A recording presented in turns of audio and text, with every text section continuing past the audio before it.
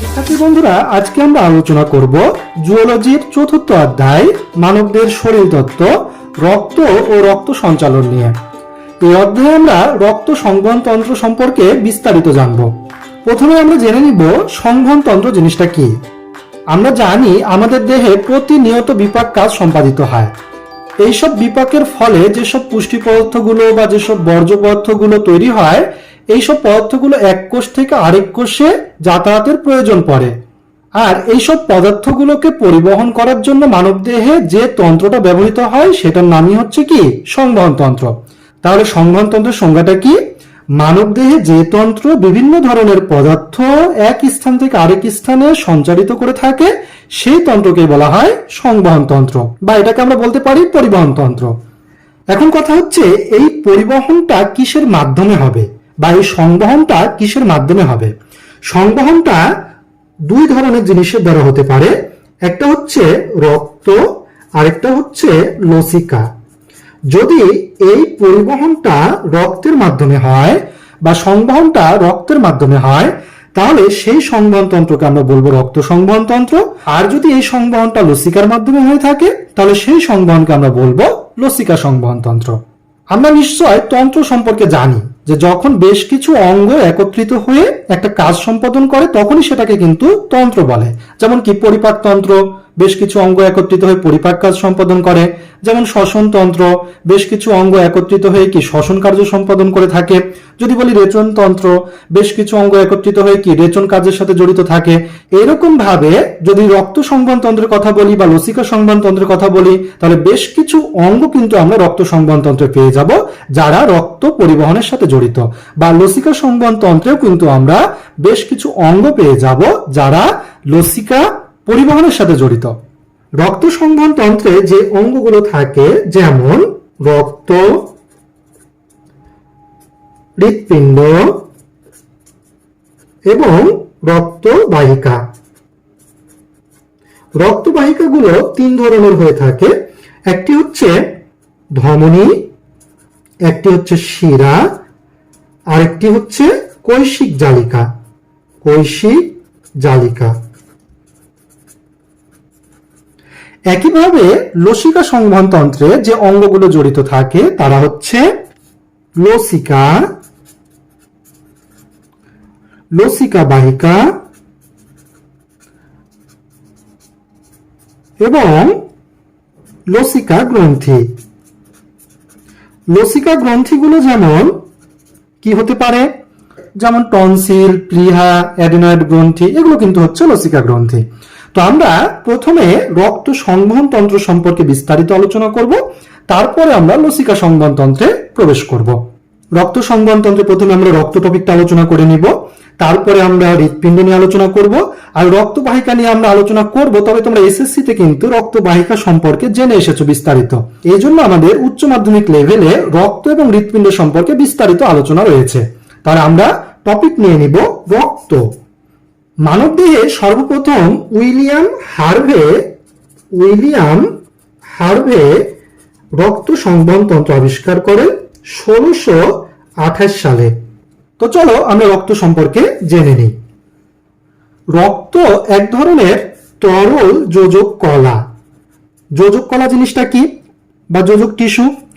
আমরা জানি যে টিস্যু হচ্ছে মেনলি চার ধরনের। একটা হচ্ছে এপিথেলিয়াল বা আবরণী টিস্যু, একটা হচ্ছে মাসকুলার বা পেশি টিস্যু, একটি হচ্ছে নার্ভ বা স্নায়ু টিস্যু, এবং আরেকটি হচ্ছে কানেকটিভ বা যোজক টিস্যু। এই কানেকটিভ টিস্যুগুলো বা যোজক টিস্যুগুলো আবার দুই ধরনের হয়, একটা হচ্ছে লিকুইড বা তরল, আরেকটা হচ্ছে স্কেলিটাল বা কঠিন।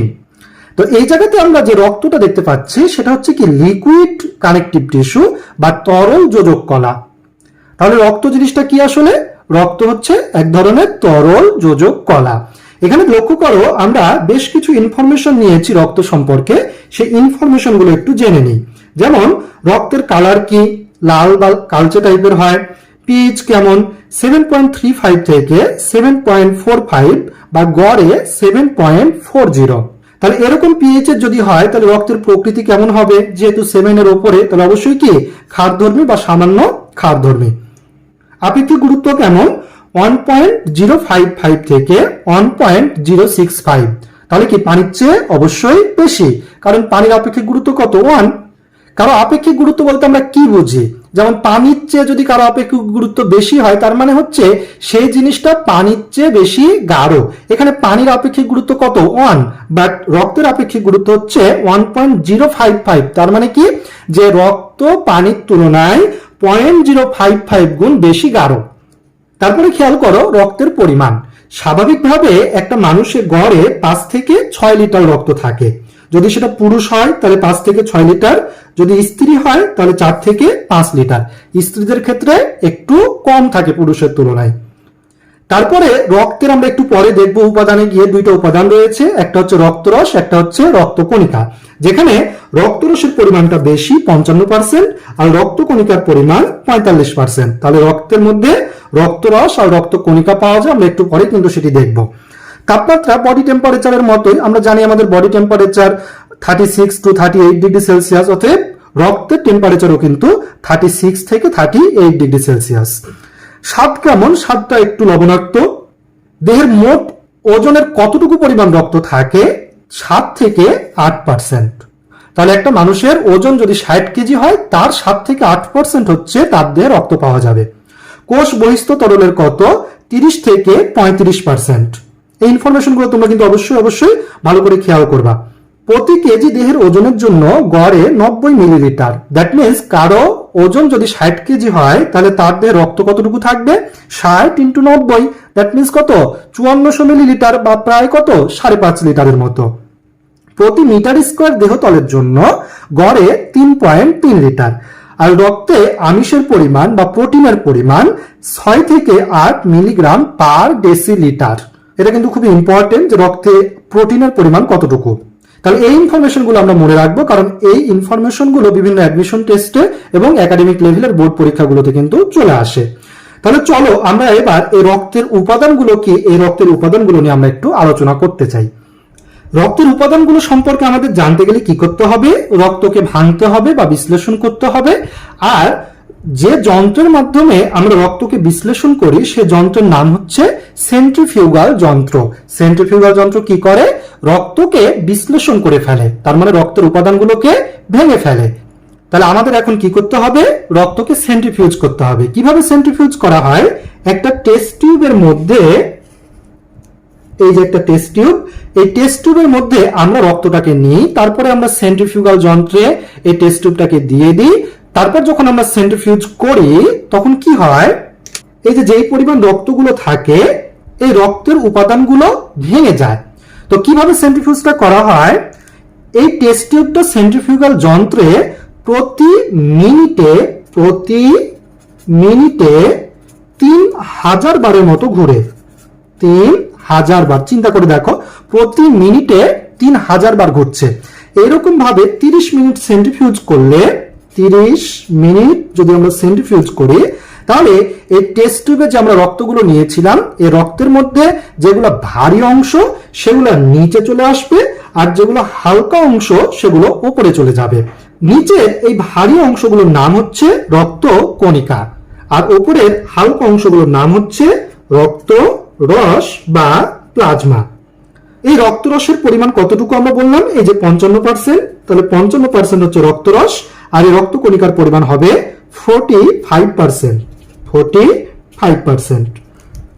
এখানে একটু পরে আমরা দেখব যে রক্তকণিকাগুলো 3 ধরনের হবে: লোহিত রক্তকণিকা, শ্বেত রক্তকণিকা, অনুচক্রিকা। তো এই 3 ধরনের রক্তকণিকার মধ্যে লোহিত রক্তকণিকাগুলো সবচেয়ে বেশি ভারী এবং সংখ্যায় অনেক বেশি, তাই লোহিত রক্তকণিকাগুলো সবার নিচে থাকবে।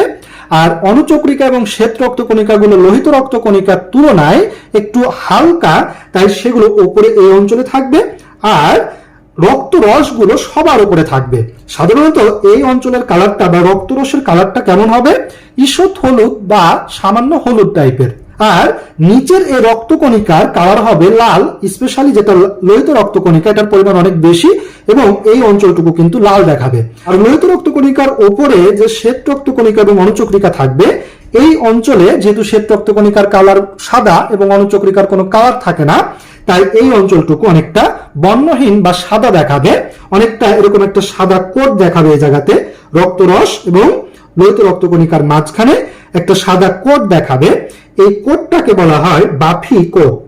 এই কোটটাকে কি বলা হয়? বাফি কোট। তাহলে এই বাফি কোটে কি থাকবে? বাফি কোটে শ্বেত রক্তকণিকা এবং অনুচক্রিকা থাকবে।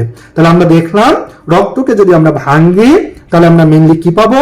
রক্তরস এবং রক্তকণিকা, যেখানে রক্তরসগুলো কি উপরে থাকবে এবং এটার পরিমাণ বেশি হবে, আর রক্তকণিকাগুলো নিচে থাকবে এবং সেগুলো কিন্তু ভারী হবে। তাহলে আমরা রক্তকে ভাঙলে কি কি পেলাম একটু খেয়াল করো। রক্তকে ভাঙার ফলে আমরা পেলাম রক্তরস এবং রক্তকণিকা। রক্তকণিকা, রক্তরস কত পার্সেন্ট পেলাম আমরা? 55% পেলাম আমরা রক্তরস, আর রক্তকণিকা পেলাম 45%। রক্তরসকে আমরা প্লাজমা বলে থাকি, আর রক্তকণিকাকে বলা হয় ব্লাড কর্পাসল। Blood corpuscle. এই 55% রক্তরসের মধ্যে এদেরকে যদি আমরা আবার ভাঙি তাহলে আমরা মেইনলি দুইটা জিনিস পাবো। একটা হচ্ছে পানি এবং আরেকটি হচ্ছে কঠিন পদার্থ। পানি এবং কঠিন পদার্থ। যেখানে পানির পরিমাণ থাকবে 90 থেকে 92%, আর কঠিন পদার্থের পরিমাণ হবে 8 থেকে 10%। এই 90 থেকে 92% কার মধ্যে? এই যে 55% যে রক্ত রস আছে, এই 55% এর মধ্যে কিন্তু 90 থেকে 92%। তাহলে আমরা যদি বলি যে রক্তে পানির পরিমাণ কত, নিশ্চয়ই কি 55% এর 90 থেকে 92% তাহলে একটু কম হবে, 52 বা 53%, তাই না? তাহলে এই 90 থেকে 92% পানি এবং 8 থেকে 10% কঠিন পদার্থ, কিন্তু এই 55% কে যদি আমরা 100% ধরি সেক্ষেত্রে আমরা পাবো। এবার খেয়াল করো, এই কঠিন পদার্থগুলোকে আমরা ভাঙলে আবার দুই জাতীয় পদার্থ পাবো। একটা হচ্ছে জৈব পদার্থ, আরেকটা হচ্ছে অজৈব পদার্থ। যেখানে জৈব পদার্থের পরিমাণ 0.9% এবং অজৈব পদার্থের পরিমাণ 7 থেকে 9%। এবার আমরা দেখব রক্তকণিকা। রক্তকণিকাগুলো মেইনলি তিন ধরনের হয়। একটা হচ্ছে লোহিত রক্তকণিকা বা আরবিসি, রেড ব্লাড কর্পাসল। একটি হচ্ছে শ্বেত রক্তকণিকা বা হোয়াইট ব্লাড কর্পাসল, সংক্ষেপে ডব্লিউবিসি। আরেকটি হচ্ছে প্লেটলেট বা অনুচক্রিকা। অনুচক্রিকা। এখানে আরবিসির কোনো ভাগ নেই, অনুচক্রিকার কোনো ভাগ নেই, কিন্তু ডব্লিউবিসি গুলো দুই ধরনের হয় মেইনলি। একটা হচ্ছে দানাদার, আরেকটা হচ্ছে অদানাদার। দানাদার এবং হচ্ছে অদানাদার। তার মানে ডব্লিউবিসির সাইটোপ্লাজমে যদি দানা থাকে তাহলে সেই ডব্লিউবিসি কে বলা হয় দানাদার ডব্লিউবিসি, আর যদি সাইটোপ্লাজমে কোনো দানা না থাকে তাহলে সেটাকে বলা হয় অদানাদার। গ্র্যানুলোসাইট, আরেকটা হচ্ছে অ্যাগ্রানুলোসাইট। গ্র্যানুলোসাইট মানে দানাদার, আর অ্যাগ্রানুলোসাইট মানে হচ্ছে অদানাদার। দানাদার শ্বেত রক্তকণিকাগুলো আবার তিন ধরনের। একটা হচ্ছে নিউট্রোফিল, নিউট্রোফিল।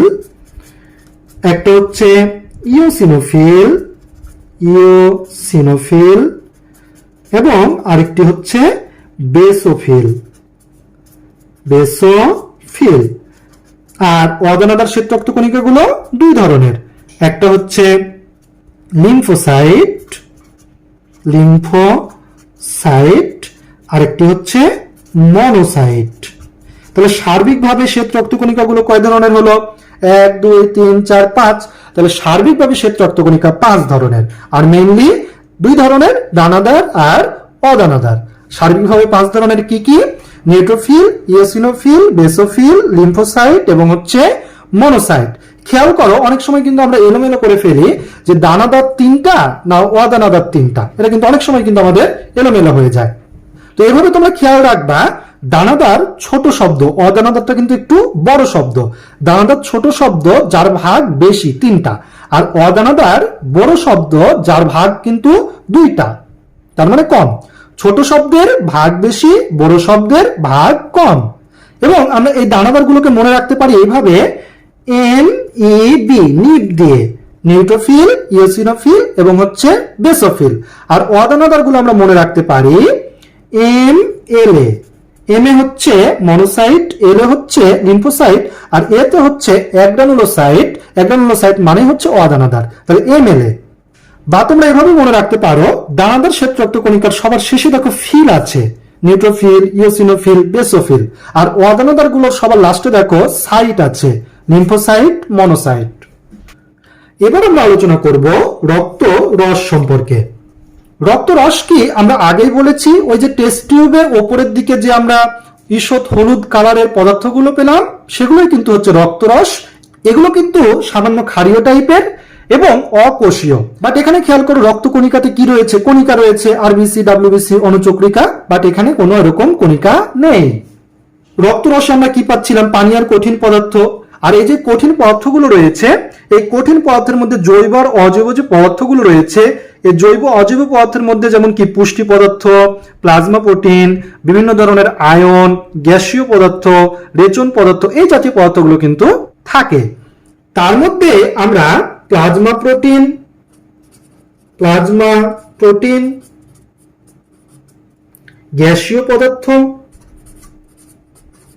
গ্যাসীয় পদার্থ এবং প্রতিরক্ষামূলক পদার্থ নিয়ে আলোচনা করব। প্রতিরক্ষামূলক পদার্থ, প্লাজমা প্রোটিন বা এটাকে আমরা বলতে পারি রক্ত প্রোটিন বা রক্ত আমিষ। যে প্রোটিনগুলো আমরা রক্তে পাই সেই প্রোটিনগুলোই হচ্ছে প্লাজমা প্রোটিন। আর এই প্লাজমা প্রোটিনগুলো মেনলি কি রক্ত রসে ভেসে বেড়ায়। 4 ধরনের আমরা প্লাজমা প্রোটিন পাই।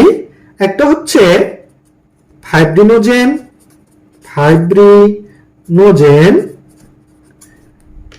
নাম্বার 2 প্রোথ্রম্বিন, নাম্বার 3 অ্যালবুমিন এবং নাম্বার 4 হচ্ছে গ্লোবিউলিন। তাহলে আমরা কয় ধরনের প্লাজমা প্রোটিন দেখলাম? 4 ধরনের, ফাইব্রিনোজেন, প্রোথ্রম্বিন, অ্যালবুমিন এবং হচ্ছে গ্লোবিউলিন। খুবই ইম্পর্টেন্ট কিন্তু এই প্লাজমা প্রোটিনগুলো। প্লাজমা প্রোটিন বা রক্ত আমিষ বলা হয় এদেরকে। এই প্লাজমা প্রোটিন বা রক্ত আমিষগুলো মনে রাখার টিপস কি হতে পারে? ফুল পরে আলোর গ্লোবে। খেয়াল করো, ফুলে কি ফাইব্রিনোজেন, পরেতে কি প্রোথ্রম্বিন, আলোতে কি অ্যালবুমিন, আর গ্লোবে হচ্ছে গ্লোবিউলিন। তাহলে আমরা কিভাবে মনে রাখবো? ফুল পরে আলোর গ্লোবে। গ্যাসীয় পদার্থগুলো কি হতে পারে? যেমন অক্সিজেন, কার্বন ডাইঅক্সাইড, নাইট্রোজেন, এগুলো হচ্ছে রক্ত রসে থাকে, কিন্তু এগুলো গ্যাসীয় পদার্থ। কিছু প্রতিরক্ষামূলক পদার্থ পাই আমরা, যেমন অ্যান্টিটক্সিন,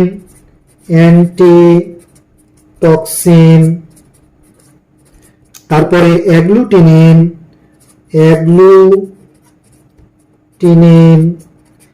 এই অ্যাগ্লুটিনিনটা মেইনলি অ্যান্টিবডি অ্যান্টিজেন নিয়ে আমরা দশম অধ্যায়ে বিস্তারিত আলোচনা করব। তাহলে এই ছিল আমাদের রক্তরস। এইবার আমরা রক্ত কণিকাগুলো নিয়ে আলোচনা করব। এখানে খেয়াল করো, বিভিন্ন ধরনের রক্ত কণিকা দেওয়া রয়েছে, যেমন এরিথ্রোসাইট বা লোহিত রক্ত কণিকা, প্লেটলেট, অনুচক্রিকা এবং বাকি যতগুলো দেখতে পাচ্ছ এগুলো সবই হচ্ছে শ্বেত রক্ত কণিকা। শ্বেত রক্ত কণিকা এই যে 5টা পেলাম আমরা, কি কি? নিউট্রোফিল, এই যে খেয়াল করো এটা হচ্ছে নিউট্রোফিল, ইওসিনোফিল, এই যেটা হচ্ছে ইওসিনোফিল, বেসোফিল, এটা বেসোফিল, আর এই যে লিম্ফোসাইট এবং মনোসাইট। এখান থেকে তোমরা একটু খেয়াল করে দেখো যে কি কি পার্থক্য রয়েছে রক্ত কণিকাগুলোর মধ্যে, কারণ আমরা একটু পরে সেই পার্থক্যগুলো আলোচনা করব, তাহলে তোমাদের বুঝতে কিন্তু সুবিধা হবে। যেমন প্রথম পার্থক্য আমরা দেখতে পাচ্ছি যে যতগুলো আমরা শ্বেত রক্ত কণিকা রয়েছে সবগুলো শ্বেত রক্ত কণিকার মধ্যে এরকম নিউক্লিয়াস আছে, তাই না? বাট লোহিত রক্ত কণিকা এখানে কিন্তু নিউক্লিয়াস নেই, প্লেটলেট এখানেও কিন্তু কোনো নিউক্লিয়াস নেই। যতগুলো রক্ত কণিকা রয়েছে তার মধ্যে শ্বেত রক্ত কণিকাগুলো সবচেয়ে বড় আর সবচেয়ে ছোট কি? অনুচক্রিকা। শ্বেত রক্ত কণিকাগুলোর মধ্যে আবার মনোসাইট কিন্তু সবচেয়ে বড়। আর এই মনোসাইট গুলো যখন কোনো জীবাণুকে ভক্ষণ করে বা গিলে ফেলে তখন এই মনোসাইটকে আমরা আবার বলি ম্যাক্রোফেজ। তাহলে ম্যাক্রোফেজটা কি? ম্যাক্রোফেজটা হচ্ছে মনোসাইট। যখন কোনো মনোসাইট কোনো জীবাণুকে ভক্ষণ করে সেটাই হচ্ছে ম্যাক্রোফেজ। চলো আমরা এইসব রক্ত কণিকাগুলো সম্পর্কে বিস্তারিত জেনে নিই। আমরা 3 ধরনের রক্ত কণিকাকে পার্থক্য আকারে পড়ব, তাহলে আমাদের জন্য সুবিধা হবে। দেখো আরবিসি, ডাব্লিউবিসি এবং কি দিয়েছি আমরা অণুচক্রিকা। আরবিসি বা কি লোহিত রক্তকণিকা, ডাব্লিউবিসি হচ্ছে কি শ্বেত রক্তকণিকা, আর এই তো হচ্ছে অণুচক্রিকা। আরবিসি মিন্স হচ্ছে কি red blood corpuscle, WBC means হচ্ছে হোয়াইট ব্লাড কর্পাসল, আর অণুচক্রিকা প্লেটলেট। এগুলোর মেডিকেল টার্ম, যেমন আরবিসির মেডিকেল টার্ম হচ্ছে এরিথ্রোসাইট, এরিথ্রোসাইট। ডাব্লিউবিসির মেডিকেল টার্ম লিউকোসাইট, আর অণুচক্রিকার মেডিকেল টার্ম হচ্ছে থ্রম্বোসাইট। এগুলোর কিন্তু মেডিকেল টার্ম এবং ইংলিশ টার্মগুলো তোমরা মনে রাখবে। ইংলিশ টার্ম কি আরবিসি, ডাব্লিউবিসি এন্ড প্লেটলেট, আর medical term erythrocyte, leucocyte and thrombocyte. আর বাংলা কি লোহিত রক্তকণিকা, শ্বেত রক্তকণিকা এবং অণুচক্রিকা। এবার আমরা দেখে নিই যেমন পার্থক্যগুলো, সংখ্যার পার্থক্য, রঙের পার্থক্য, আকারের পার্থক্য। এইভাবে সংখ্যা, আরবিসি, ডাব্লিউবিসি এবং অণুচক্রিকার মধ্যে সবচেয়ে বেশি পরিমাণে পাওয়া যায় আরবিসি।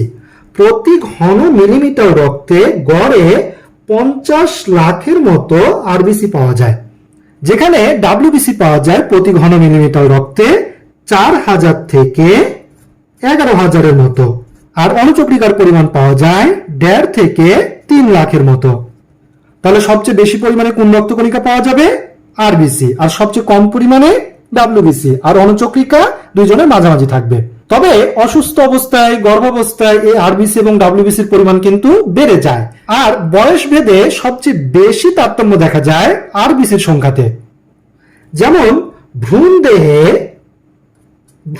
দেহে আরবিসির পরিমাণ প্রতি ঘন মিলিমিটার রক্তে 80 থেকে 90 লক্ষ। শিশুর দেহে 60 থেকে 77 লক্ষ।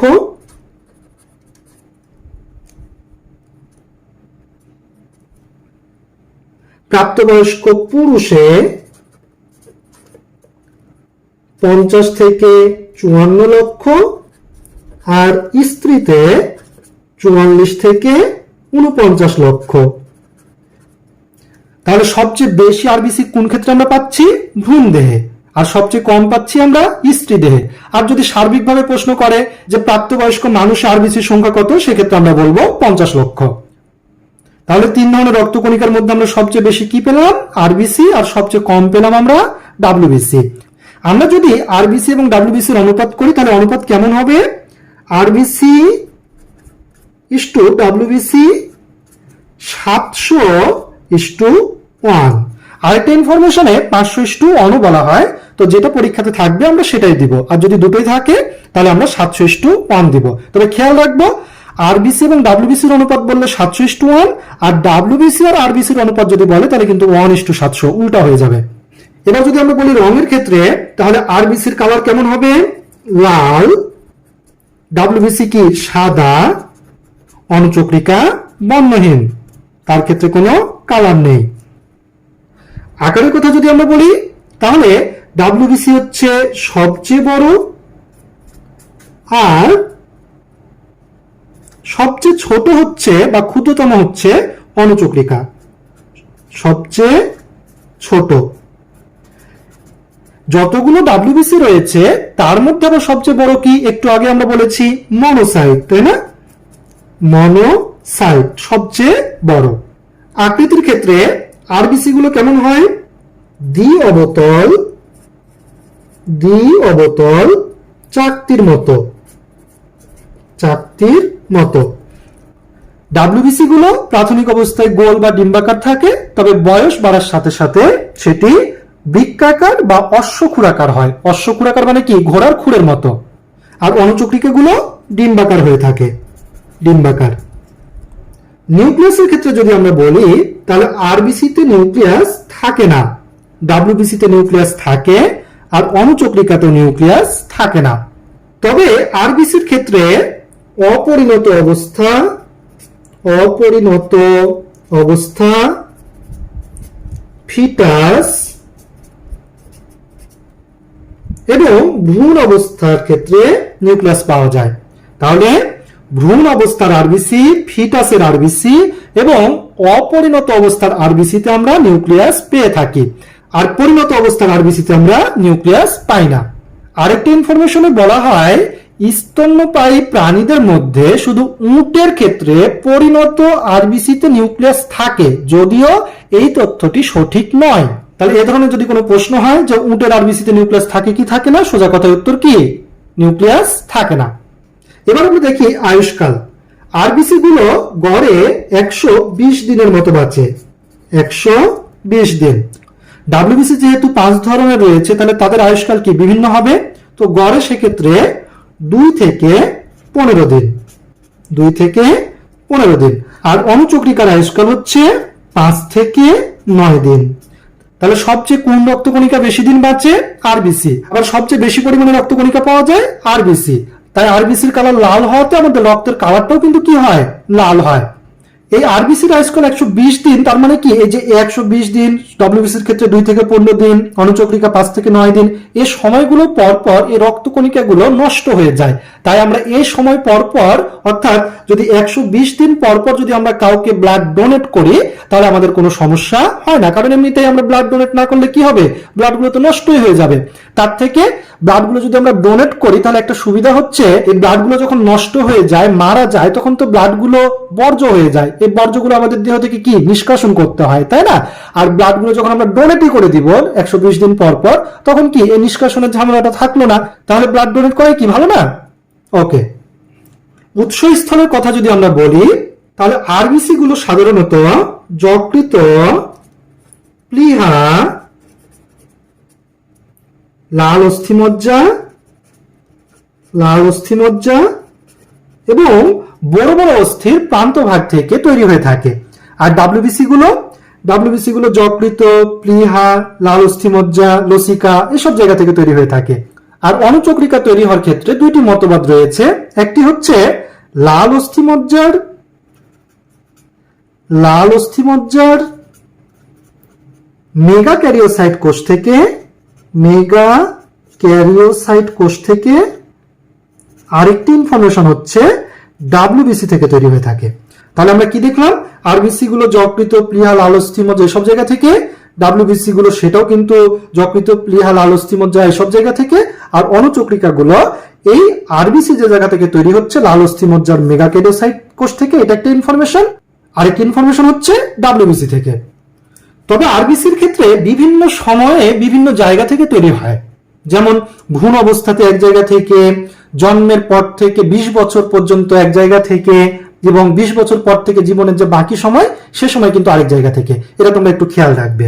যখন ভ্রূণীয় জীবন, সে সময় যকৃত, প্লীহা, থাইমাস, কুসুমথলির ভাস্কুলোসা এইসব জায়গা থেকে তৈরি হয়। আর জন্মের পর থেকে 20 বছর বয়স পর্যন্ত যেগুলো আমাদের দেহে বড় বড় অস্থি রয়েছে, সেসব অস্থিতে যে অস্থি মজ্জা থাকে, অস্থি মজ্জার স্টেম কোষ থেকে তৈরি হয়। এই স্টেম কোষকে আবার হিমোসাইটোব্লাস্ট বলা হয়ে থাকে। আর জীবনের বাকি সময় বড় বড় অস্থি, যেমন কি হিউমেরাস, ফিমার, স্টার্নাম, কশেরুকা, পরশুকা এইসব অস্থির প্রান্তভাগ থেকে তৈরি হয়ে থাকে। লোহিত রক্তকণিকা তৈরির প্রক্রিয়াকে বলা হয় এরিথ্রোপয়েসিস। কারণ এরিথ্রো মানে কি, লোহিত রক্তকণিকা, আর পয়েসিস মানে হচ্ছে তৈরি হওয়া। তাহলে লোহিত রক্তকণিকা সৃষ্টির প্রক্রিয়াকে বলা হয় এরিথ্রোপয়েসিস। আর ধ্বংসের প্রক্রিয়াটা কি বলবো আমরা একটু পরে, কিন্তু আমরা ধ্বংস দেখব। ধ্বংসের প্রক্রিয়াকে আমরা বলবো পয়কিলোসাইট। তাহলে আমরা কি দেখলাম, লোহিত রক্তকণিকা সৃষ্টির প্রক্রিয়া হচ্ছে এরিথ্রোপয়েসিস, আর লোহিত রক্তকণিকা ধ্বংসের প্রক্রিয়া হচ্ছে পয়কিলোসাইট। চলো এই রক্তকণিকাগুলো কোথায় ধ্বংস হয় সেটুকু একটু দেখে নিই। সবগুলো রক্তকণিকায় যকৃত এবং প্লীহা এই 2 জায়গাতে ধ্বংস হয়ে থাকে। তার মধ্যে যকৃতই সবচেয়ে বেশি পরিমাণে ধ্বংস করে থাকে। এজন্য যকৃতকে কিন্তু আরবিসির কবরস্থান বলা হয়ে থাকে। একটা জিনিস খেয়াল করো যে যকৃত প্লীহা তৈরি করছে, আবার যকৃত প্লীহা ধ্বংস করতেছে, কথাটা কেমন হলো না? দেখো আমি কিন্তু বলেছি স্পেশালি ভ্রূণ অবস্থায় কিন্তু আরবিসি তৈরি করে থাকে যকৃত এবং প্লীহা, আর বাকি টাইমে বড় বড় অস্থির প্রান্তভাগ, বড় বড় অস্থির অস্থিমজ্জার স্টেম কোষ এইসব জায়গা থেকে তৈরি হয়ে থাকে। তাহলে কি দাঁড়ালো, জন্মের শুরুতে যকৃত এবং প্লীহা লোহিত রক্তকণিকা তৈরি করে দিচ্ছে, কিন্তু জীবনের বাকি সময় অর্থাৎ জন্মের পর থেকে বাকি সময় আজীবন এই যকৃত এবং প্লীহা কি করতেছে, লোহিত রক্তকণিকা ধ্বংসের জন্য ব্যতিব্যস্ত হচ্ছে, বিপরীত কাজটা করতেছে, তাই না? এই লোহিত রক্তকণিকাগুলো প্রতি সেকেন্ডে প্রায় 20 লাখের মতো তৈরি হয়ে থাকে এবং প্রতি সেকেন্ডে 20 লাখ ধ্বংস হয়। তাহলে প্রতি সেকেন্ডে 20 লাখ তৈরিও হয় এবং প্রতি সেকেন্ডে 20 লাখ ধ্বংসও হয়। আর শ্বেত রক্তকণিকা যেহেতু বিভিন্ন ধরনের রয়েছে, তাহলে সেক্ষেত্রে আমরা এক্সাক্ট ইনফরমেশন দিচ্ছি না, বাট অনুচক্রিকার ক্ষেত্রে প্রতিদিনে প্রায় 200 বিলিয়ন বা 20,000 কোটি উৎপন্ন হয়। এই যে লোহিত রক্তকণিকাগুলো তৈরি হয়, এই লোহিত রক্তকণিকা তৈরির জন্য একটা হরমোনের প্রয়োজন পড়ে। হরমোনের নামটা তোমরা কিন্তু মনে রাখবা, সেটি হচ্ছে এরিথ্রোপয়েটিন হরমোন। Erythropoietin hormone. এই এরিথ্রোপয়েটিন হরমোন তৈরি হয় বৃক্কের গ্লোমেরুলাস থেকে। তার মানে কি, বৃক্ক থেকে হরমোনটা খরিত হয় আর এই হরমোন লোহিত রক্তকণিকা তৈরি করে থাকে। কিভাবে? যখন বৃক্ক কম পরিমাণে অক্সিজেন মাত্রা শনাক্ত করে তখন সে এরিথ্রোপয়েটিন হরমোন ক্ষরণ করে, আর এই এরিথ্রোপয়েটিন হরমোন লাল অস্থি মজ্জার মাধ্যমে লোহিত রক্তকণিকা তৈরি করে থাকে। আবার বিপরীতভাবে রক্তে কি অক্সিজেনের মাত্রা যখন বেড়ে যাবে তখন এই অক্সিজেনটা বৃক্ক শনাক্ত করবে, ফলে বৃক্ক এরিথ্রোপয়েটিন ক্ষরণ কমিয়ে দিবে এবং লোহিত রক্তকণিকার উৎপাদনও কমে যাবে। এভাবে বৃক্ক থেকে খরিত এরিথ্রোপয়েটিন হরমোন লোহিত রক্তকণিকা উৎপাদন নিয়ন্ত্রণ করে থাকে। এবার আমরা দেখব 3 ধরনের রক্তকণিকার কাজ। আরবিসির কাজ কি? আরবিসি হচ্ছে অক্সিজেন এবং কার্বন ডাই অক্সাইড পরিবহন করে। কিভাবে অক্সিজেন কার্বন ডাই অক্সাইড পরিবহন করে একটু পরে আমরা দেখব। যে আরবিসিতে যে হিমোগ্লোবিনটা থাকে, এই হিমোগ্লোবিন অক্সিজেনের সাথে যুক্ত হয়ে অক্সি হিমোগ্লোবিন যৌগ গঠন করে এবং কার্বন ডাই অক্সাইডের সাথে যুক্ত হয়ে কার্বক্সি হিমোগ্লোবিন যৌগ গঠন করে। এইভাবে অক্সি হিমোগ্লোবিন এবং কার্বক্সি হিমোগ্লোবিন রূপে অক্সিজেন এবং কার্বন ডাই অক্সাইড রক্তের মাধ্যমে এক জায়গা থেকে আরেক জায়গায় পরিবাহিত হয়ে থাকে। তাহলে কে অক্সিজেন এবং কার্বন ডাই অক্সাইড পরিবহন করে থাকে? আরবিসি। আরো একটি গুরুত্বপূর্ণ কাজ হচ্ছে এই আরবিসির যে প্লাজমা মেমব্রেন থাকে, এই প্লাজমা মেমব্রেনে এক ধরনের প্রোটিন থাকে। এই প্রোটিনটা রক্তের গ্রুপিং নির্ণয় করে থাকে। যদি আমরা বলি এবিও ব্লাড গ্রুপিং এর ক্ষেত্রে, তাহলে কি হবে? এই আরবিসির প্লাজমা মেমব্রেনে যদি এ জাতীয় প্রোটিন থাকে তাহলে তার রক্তের গ্রুপ হয় এ, যদি বি জাতীয় প্রোটিন থাকে তাহলে তার রক্তের গ্রুপ হয় বি। কারো ক্ষেত্রে যদি এ এবং বি দুইটাই প্লাজমা প্রোটিন একসাথে থাকে তাহলে তার রক্তের গ্রুপ হয় এ বি, আর কারো ক্ষেত্রে যদি এও না থাকে বিও না থাকে তাহলে তার রক্তের গ্রুপ হয় 0 বা ও। আর পজিটিভ বা নেগেটিভের ক্ষেত্রে আরেক ধরনের plasma protein, Rh plasma protein বা আরএইচ ফ্যাক্টর বলে থাকি আমরা সেটাকে। তো সেই আরএইচ ফ্যাক্টরও কিন্তু এই আরবিসির প্লাজমা প্রোটিনে থাকে। যদি আরএইচ ফ্যাক্টর থাকে তাহলে পজিটিভ, না থাকলে নেগেটিভ। তো রক্তের গ্রুপিং নিয়ে আমরা জিন তত্ত্ব বিবর্তন অধ্যায়ে বিস্তারিত আলোচনা করব। এখানে আমরা দেখলাম যে আরবিসি রক্তের গ্রুপিং এর জন্য দায়ী, রক্তের গ্রুপিং এর জন্য দায়ী। এবার আমরা দেখব ডাব্লিউবিসির কাজগুলো। ডাব্লিউবিসি মেইনলি দেহের প্রতিরক্ষায় কাজ করে, এজন্য একে দেহের অতন্দ্র প্রহরী বা বিশ্বস্ত সৈনিক বলা হয় এবং এরা কিন্তু দেহের এক জায়গা থেকে আরেক জায়গায় পরিবহন করে করে কাজ করে। তাই এদেরকে আবার আমরা কি বলি? মোবাইল ডিফেন্সিভ ইউনিট বা দেহের ভ্রাম্যমান প্রতিরক্ষাকারী একক। যেহেতু বিভিন্ন ধরনের আরবিসি রয়েছে তাই আমরা সবগুলো আরবিসির আলাদা আলাদা করে কাজ দেখব। যেমন মনোসাইট। মনোসাইটের কাজ কি হবে? সে ফ্যাগোসাইটোসিস করে থাকে। ফ্যাগোসাইটোসিস করে থাকে। ফ্যাগোসাইটোসিসটা কি? ফ্যাগোসাইটোসিস হচ্ছে জীবাণু ভক্ষণ করা। যখন এই ডাব্লিউবিসি গুলো জীবাণুকে ভক্ষণ করে গিলে ফেলে, এই প্রক্রিয়াকে আমরা বলি ফ্যাগোসাইটোসিস। এবং যে ফ্যাগোসাইটোসিস করে তাকে বলা হয় ফ্যাগোসাইট কণা। তাহলে এই জায়গাতে কে ফ্যাগোসাইটোসিস করছে? মনোসাইট। তাই মনোসাইটকে আমরা বলি ফ্যাগোসাইট কণা। লিম্ফোসাইট। লিম্ফোসাইটের কাজ হচ্ছে অ্যান্টিবডি তৈরি করা। অ্যান্টিবডি তৈরি করা। এই অ্যান্টিবডি গুলো কিন্তু দেহের জন্য খুবই গুরুত্বপূর্ণ। যখন কোনো জীবাণু টিবাণু আসে, অ্যান্টিজেন গুলো আসে, তখন অ্যান্টিজেন গুলোকে অ্যাটাক করা বা ধরে রাখা, এটা হলো অ্যান্টিবডির কাজ। এই গেল আমাদের কি অদানাদার দুইটা শ্বেত রক্তকণিকার কাজ, তাই না? এবার হচ্ছে দানাদার কি কি থাকলো আমাদের? Neutrophil, eosinophil, basophil. এবার আসুন নিউট্রোফিল। নিউট্রোফিল। নিউট্রোফিলের কাজ, এরও কাজ কিন্তু ফ্যাগোসাইটোসিস করা। তাহলে কি দাঁড়ালো? মনোসাইট এবং নিউট্রোফিলের কাজ হচ্ছে ফ্যাগোসাইটোসিস করা। তাহলে দুইটার কাজই কিন্তু ফ্যাগোসাইটোসিস করা। তাহলে যদি প্রশ্ন হয় নিচের কোনটি ফ্যাগোসাইট বা নিচের কোন শ্বেত রক্তকণিকাটি ফ্যাগোসাইট, তাহলে কি হবে? মনোসাইট এবং নিউট্রোফিল। তবে মনে রাখতে হবে মনোসাইট কিন্তু নিউট্রোফিলের তুলনায় অনেক বড় জীবাণু ভক্ষণ করতে পারে, এজন্য মনোসাইটকে আমরা বলি ম্যাক্রোফেজ। আর নিউট্রোফিল যেহেতু মনোসাইটের তুলনায় ছোট জীবাণু ভক্ষণ করে, তাই সেটাকে আমরা বলি মাইক্রোফেজ। ম্যাক্রো মানে কি? বড়, আর মাইক্রো মানে কি? ছোট। এবার হচ্ছে ইওসিনোফিল।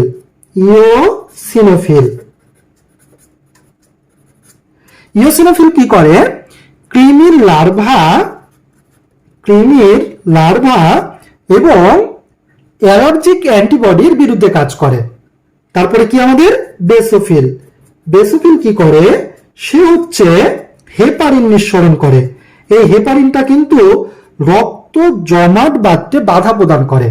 আমাদের রক্তে এই হেপারিন থাকার কারণেই কিন্তু দেহের মধ্যে যখন রক্ত থাকে তখন রক্তগুলো জমাট বাঁধে না। তাহলে আমরা দেখলাম কি মনোসাইট এবং নিউট্রোফিল গুলো ফ্যাগোসাইটোসিস করতেছে, লিম্ফোসাইট গুলো অ্যান্টিবডি ক্ষরণ করে, ইওসিনোফিল গুলো কৃমির লার্ভা এবং দেহের অ্যালার্জিক অ্যান্টিবডির বিরুদ্ধে কাজ করে, বেসোফিল গুলো হেপারিন নিঃসরণ করে। এবার আমরা দেখব অণুচক্রিকার কাজ। অণুচক্রিকাগুলো রক্ত জমাট বাঁধতে সহায়তা করে। কিভাবে রক্ত জমাট বাঁধতে সহায়তা করে? এই রক্ত জমাট বাঁধা নিয়ে নেক্সট আমাদের একটি ক্লাস থাকবে।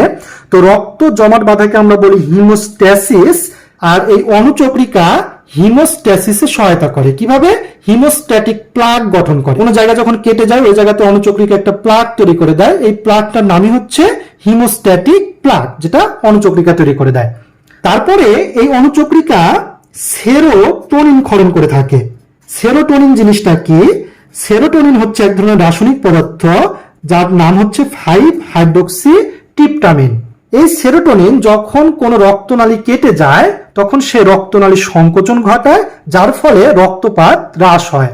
এছাড়াও কিছু পরিমাণ অণুচক্রিকা ফ্যাগোসাইটোসিসে অংশগ্রহণ করতে পারে শ্বেত রক্তকণিকার মতো। যেমন সে ফ্যাগোসাইটোসিস করে কার্বন কণা, ব্যাকটেরিয়া, ভাইরাস এসবকে ভক্ষণ করে থাকে। এছাড়া রক্ত জমাট বাঁধার জন্য গুরুত্বপূর্ণ এনজাইম থ্রম্বোকাইনেজ এনজাইম এই অণুচক্রিকায় নিঃসরণ করে থাকে। তাহলে সার্বিকভাবে আমরা কি বুঝলাম? RBC oxygen carbon die oxide পরিবহন করে থাকে, রক্তের গ্রুপিং এর জন্য সে দায়ী। আর ডাব্লিউবিসি গুলো যতগুলো কাজ দেখলাম সবাই কি প্রতিরক্ষার জন্য দায়ী, এজন্য তো তাকে আমরা মোবাইল ডিফেন্সিভ ইউনিট বলছিলাম। আর অণুচক্রিকার মেন কাজ হচ্ছে রক্ত জমাট বাঁধতে সহায়তা করা। অন্যান্য পার্থক্যগুলোর মধ্যে আরবিসি সাইটোপ্লাজমে কিন্তু হিমোগ্লোবিন থাকে। এই হিমোগ্লোবিন এক ধরনের রঞ্জক পদার্থ যার কালার হচ্ছে লাল, আর এই হিমোগ্লোবিনের কারণে কিন্তু আরবিসি লাল হয়ে থাকে। এবং এই হিমোগ্লোবিন অক্সিজেনের সাথে যুক্ত হয়ে অক্সি হিমোগ্লোবিন, কার্বন ডাই অক্সাইডের সাথে যুক্ত হয়ে কার্বক্সি হিমোগ্লোবিন তৈরি করতেছিল। তার মানে অক্সিজেন কার্বন ডাই অক্সাইড কি শ্বসন গ্যাস না? শ্বসন গ্যাস পরিবহনে সহায়তা করতেছিল। এজন্য হিমোগ্লোবিনকে কিন্তু আমরা আবার শ্বাসরঞ্জকও বলতে পারি। প্রতি 100 মিলিলিটার রক্তে প্রায় 16 গ্রাম হিমোগ্লোবিন থাকে, আর প্রতিটি আরবিসিতে 29 পিকোগ্রাম হিমোগ্লোবিন থাকে। হিমোগ্লোবিনকে যদি আমরা ভাঙি তাহলে আমরা মেইনলি দুইটা জিনিস পাবো, একটা হচ্ছে হিম আরেকটা হচ্ছে গ্লোবিন। হিম আরেকটা হচ্ছে গ্লোবিন। এক অণু হিমোগ্লোবিনে 4টি হিম একক এবং 4টি গ্লোবিন একক থাকে। এখানে হিমটা হচ্ছে আয়রন অংশ এবং রঞ্জক অংশের সমন্বয়ে গঠিত, আর গ্লোবিনটা হচ্ছে একটা প্রোটিন। প্রোটিন মানে কি? Polypeptide chain. তাহলে হিমোগ্লোবিনের 4টি হিম একক মানে 4টি আয়রন থাকবে এবং রঞ্জক অংশ থাকবে, আর 4টি গ্লোবিন একক মানে 4টি পলিপেপটাইড চেন থাকবে। তাহলে হিমে আমরা কি পাচ্ছি? আয়রন অংশ পাচ্ছি এবং আরেকটা পাচ্ছি হচ্ছে আমরা রঞ্জক অংশ। এই রঞ্জক অংশটাকে আমরা হিমে সিডেরিন বলে থাকি। হিমে সিডেরিন। এখানে বিভিন্ন ধরনের রঞ্জক হতে পারে, যেমন বিলিরুবিন, বিলিভার্ডিন, স্টারকোবিলিনোজেন এবং ইউরোবিলিনোজেন।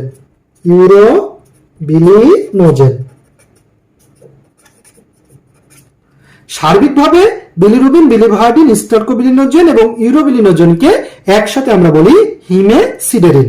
বিলিরুবিনের কালার হচ্ছে হলুদ, বিলিভার্ডিন হচ্ছে সবুজ, স্টারকোবিলিনোজেন এটা হচ্ছে মলের রঞ্জক, আর ইউরোবিলিনোজেন এটা হলো মূত্রের রঞ্জক। ইউরোবিলিনোজেনকে আমরা আবার ইউরোক্রোমও বলতে পারি। শ্বেত রক্তকণিকার ক্ষেত্রে যদি আমরা বলি তাহলে শ্বেত রক্তকণিকার সাইটোপ্লাজমের দানা থাকবে কি থাকবে না সে অনুসারে আমরা কি দেখেছিলাম, দানাদার শ্বেত রক্তকণিকা আর অদানাদার শ্বেত রক্তকণিকা। দানাদার গুলো কি কি ছিল, নিউট্রোফিল, ইওসিনোফিল, বেসোফিল।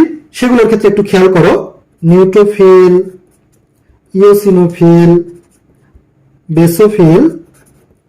নিউট্রোফিলের সাইটোপ্লাজম বর্ণ নিরপেক্ষ দানাযুক্ত, আর ইওসিনোফিলের সাইটোপ্লাজমে যে দানা থাকে সেগুলো হচ্ছে অম্লশক্ত বা অ্যাসিড টাইপের, আর বেসোফিলের সাইটোপ্লাজমে যে দানা থাকে সেটা হলো ক্ষারশক্ত বা ক্ষার টাইপের।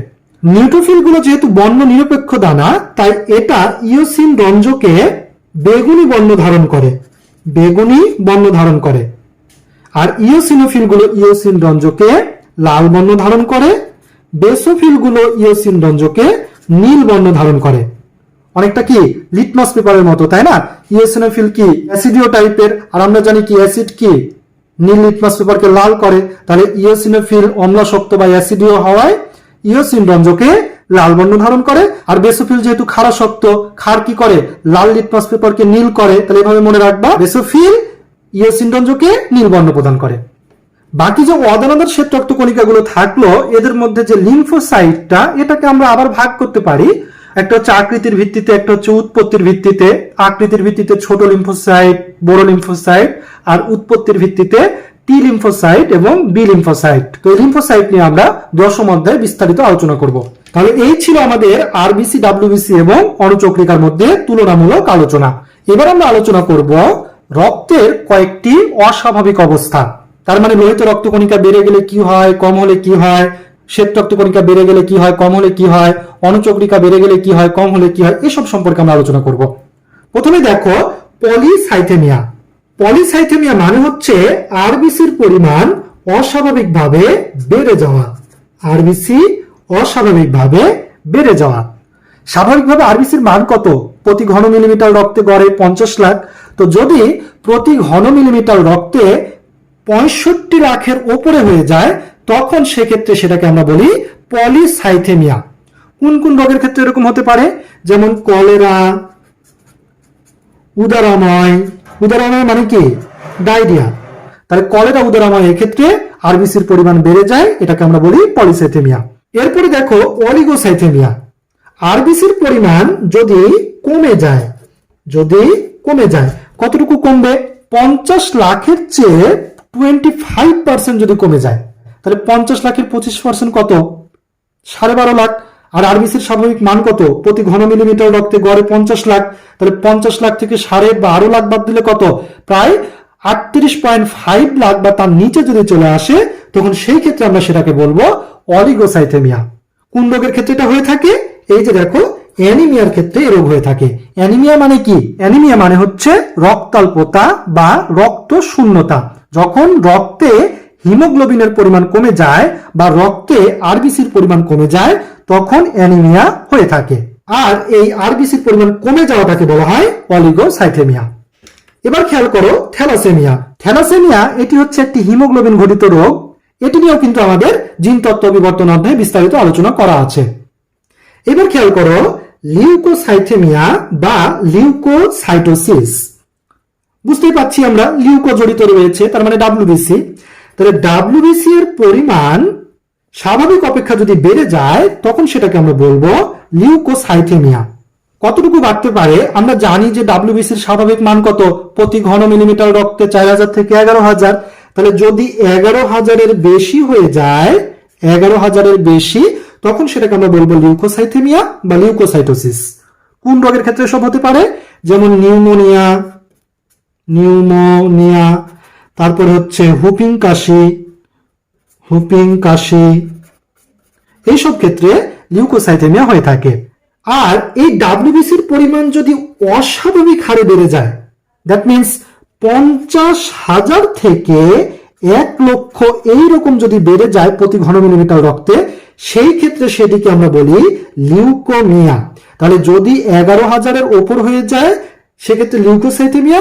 আর সেটা যদি 50,000 থেকে 1 লক্ষের মতো হয়ে যায়, তখন সেটাকে আমরা বলি লিউকোমিয়া। কোন ক্ষেত্রে এটা হয়? যেমন ব্লাড ক্যান্সার। ব্লাড ক্যান্সারকে আমরা কিন্তু লিউকোমিয়া বলে থাকি, ব্লাড ক্যান্সার।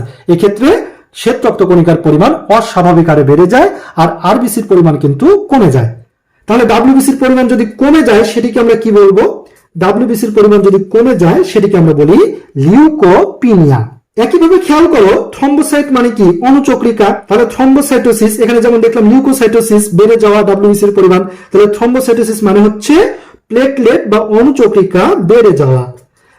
আর থ্রম্বোসাইটোপিনিয়া, এখানে যেমন দেখলাম লিউকোপিনিয়া, তাহলে থ্রম্বোসাইটোপিনিয়া মানে কি হবে? অনুচক্রিকার পরিমাণ কমে যাওয়া। তাহলে খেয়াল করো, আরবিসি বেড়ে গেলে পলিসাইথেমিয়া, আরবিসি কমে গেলে অলিগোসাইথেমিয়া, ডাব্লিউবিসি বেড়ে গেলে লিউকোসাইথেমিয়া বা লিউকোসাইটোসিস, আর অস্বাভাবিক হারে বেড়ে গেলে লিউকোমিয়া, আর যদি কমে যায় লিউকোপিনিয়া। অনুচক্রিকা বেড়ে গেলে থ্রম্বোসাইটোসিস, আর অনুচক্রিকা কমে গেলে থ্রম্বোসাইটোপিনিয়া। তাহলে আশা করি তোমরা বুঝতে পেরেছো। আমরা তাহলে আজকে রক্ত নিয়ে আলোচনা করলাম, রক্তের রক্তরস এবং রক্ত কণিকা নিয়ে আলোচনা করলাম। নেক্সট ক্লাসে আমরা রক্ত জমাট বাঁধা টপিকটি আলোচনা করব। আজকের ক্লাসে কারো যদি কোনো প্রশ্ন থাকে তোমরা আমাকে কমেন্ট বক্সে প্রশ্ন করে ফেলো। যারা এখনো আমাদের চ্যানেলটিকে সাবস্ক্রাইব করোনি দ্রুত সাবস্ক্রাইব করে ফেলো এবং পাশে থাকা বেল আইকনটিতে ক্লিক করে রাখো। ভালো থাকো, সুস্থ থাকো।